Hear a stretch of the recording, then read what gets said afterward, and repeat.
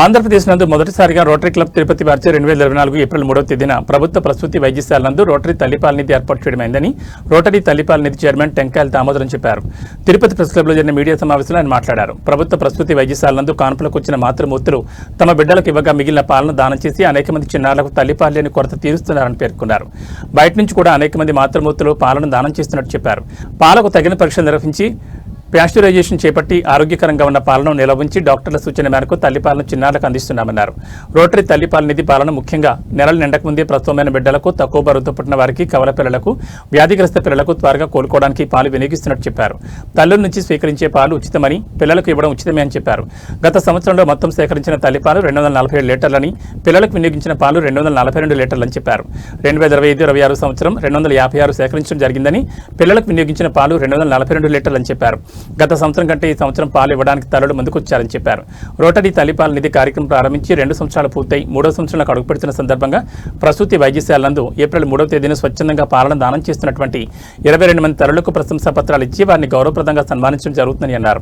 ఈ సమావేశంలో రోటరీ తల్లిపాల నిధి chairman Tenkayala Damodaram, rotary milk bank co chairman Magam Hemachandra, Ravikumar, professor Reddappareddy తదితరులు పాల్గొన్నారు. మిత్రులకందరికీ నమస్కారం. నేను దామోదరం, రోటరీ క్లబ్ ఫాస్ట్ ప్రెసిడెంట్ని. ప్రస్తుతం రోటరీ క్లబ్ నిర్వహిస్తున్న తల్లిపాల నిధికి చైర్మన్గా వ్యవహరిస్తున్నాను. రోటరీ క్లబ్ నిర్వహిస్తున్న ఈ తల్లిపాల నిధికి కో చైర్మన్ హేమచందర్ గారు, అలాగనే ఫాస్ట్ ప్రెసిడెంట్స్. గత 2 సంవత్సరాల నుంచి మీరు ఇస్తున్న ప్రోత్సాహంతో, ప్రోద్బలంతో ఈ తల్లిపాల నిధిని గురించి ప్రజల్లోకి విస్తారంగా, ప్రచారంగా తీసుకెళ్ళగలడానికి అవకాశం కలిగింది. అలా కల్పించిన మీకు అందరికీ కూడా ప్రత్యేక ధన్యవాదాలు. మీకు గత 2 సంవత్సరాల క్రితం అంటే 2024లో మనం మెటర్నిటీ హాస్పిటల్లో మొట్టమొదటిగా ఆంధ్రప్రదేశ్లో అనలైజర్తో కూడిన మిల్క్ బ్యాంకును, తల్లిపాల నిధిని ఏర్పాటు చేయడం జరిగింది. అందులో మనము ఈ తల్లిపాల నిధి, తల్లిపాల యొక్క అవసరాన్ని గురించి, దాని యొక్క విశిష్టతను గురించి విస్తారంగా ప్రచారం చేయడం జరిగింది.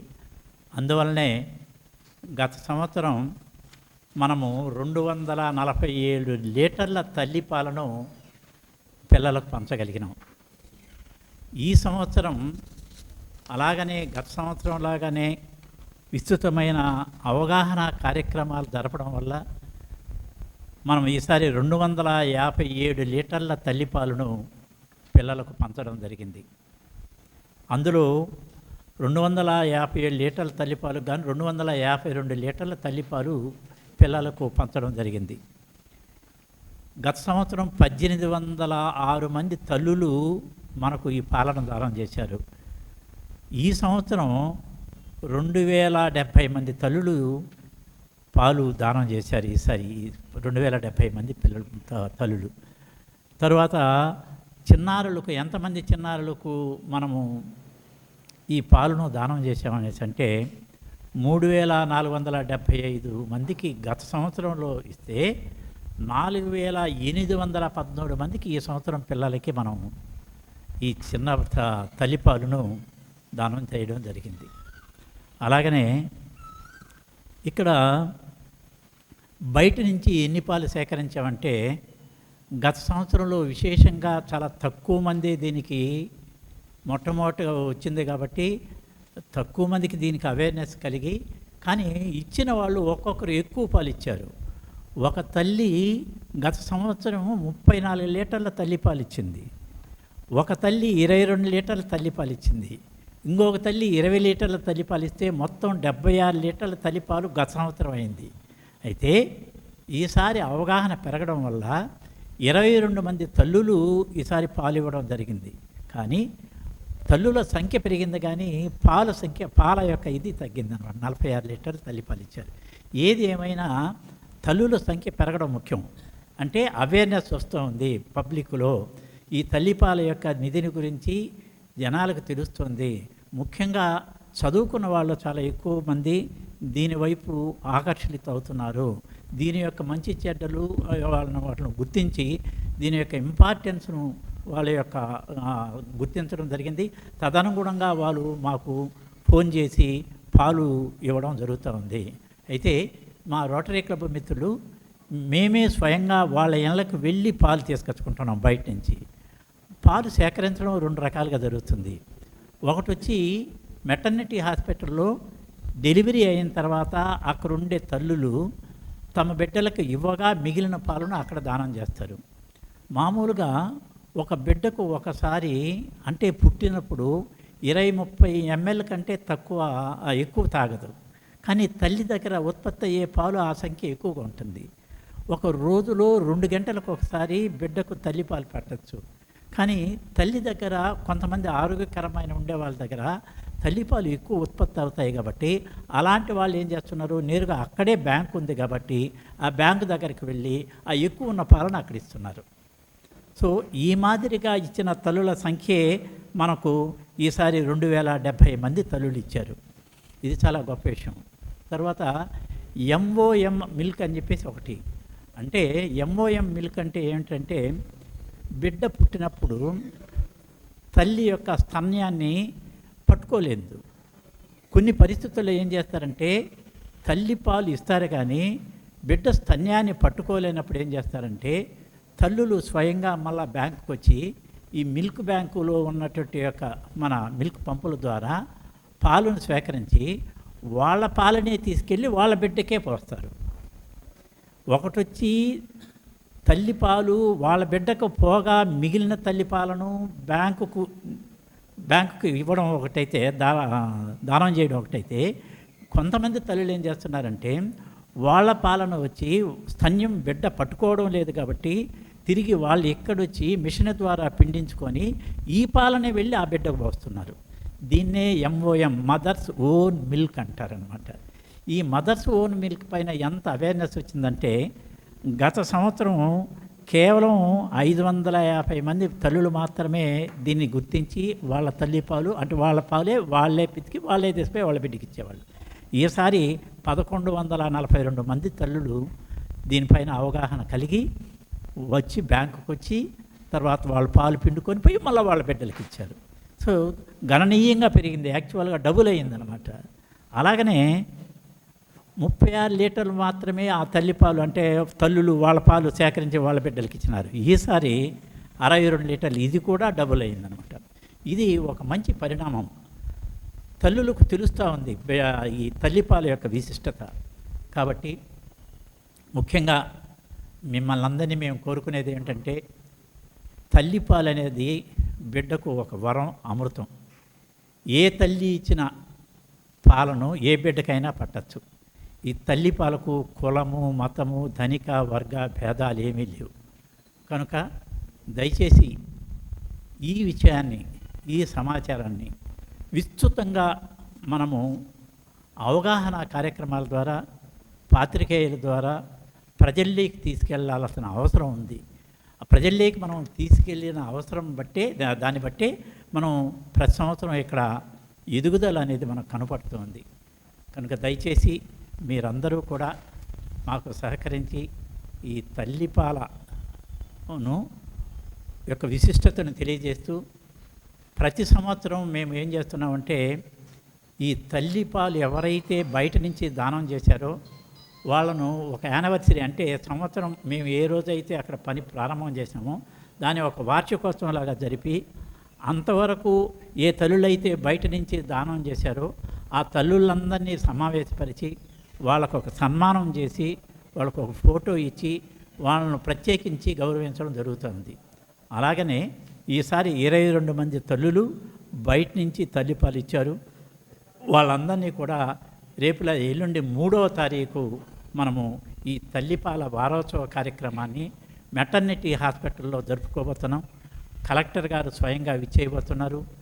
ఇది కాకుండా డాక్టర్ రమాదేవి అమర్రాజా హాస్పిటల్ నుంచి ఆ మేడం గారు కూడా దీని యొక్క విశిష్టతను గుర్తించి దీంట్లో పాలుపంచుకుంటున్నారు.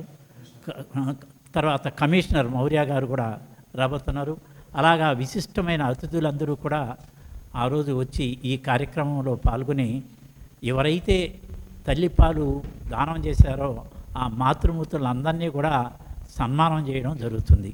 కాబట్టి ఇలా ఈ సన్మాన కార్యక్రమం విశేషం కూడా మనం ప్రజల్లో తెలియజేస్తే వాళ్ళు కూడా ఎక్కువ మంది స్పందించి ఈ తల్లిపాలు ఇవ్వడానికి ముందుకొస్తారని చెప్పేసి ఆశావహ దృక్పథంతో మీరు దీనిపైన మరింత విస్తృత ప్రచారాన్ని కల్పించి దీనిపైన గత సంవత్సరం అయితే కాస్త ఇవన్నీ రాశారు, స్టోరీస్ రాశారు దీనిపైన. అలాగనే ఎవరైతే తల్లులు ఈ తల్లిపాల దానం చేశారో వాళ్ళ వద్ద నుంచి కాస్త వాళ్ళ యొక్క మనోభావాలు ఎలా ఉన్నాయి అనే విషయం కూడా మీరు ఈ సమాచారాన్ని కలెక్ట్ చేసి పత్రికాముఖంగా వాళ్ళను కూడా సంప్రదించి విషయాన్ని అంతా కూడా తెలియజేశారు. అందుకనే మేము కోరుకునేది ఏంటంటే ఏ తల్లి ఇచ్చిన తల్లి దానం చేసే ఏ ఒక్క చుక్క పాలైనా మరో బిడ్డకు జీవనదానంగా ఉంటుంది, అలాగనే వాళ్ళ బిడ్డకు ఆశీర్వాదంగా కూడా ఉంటుంది.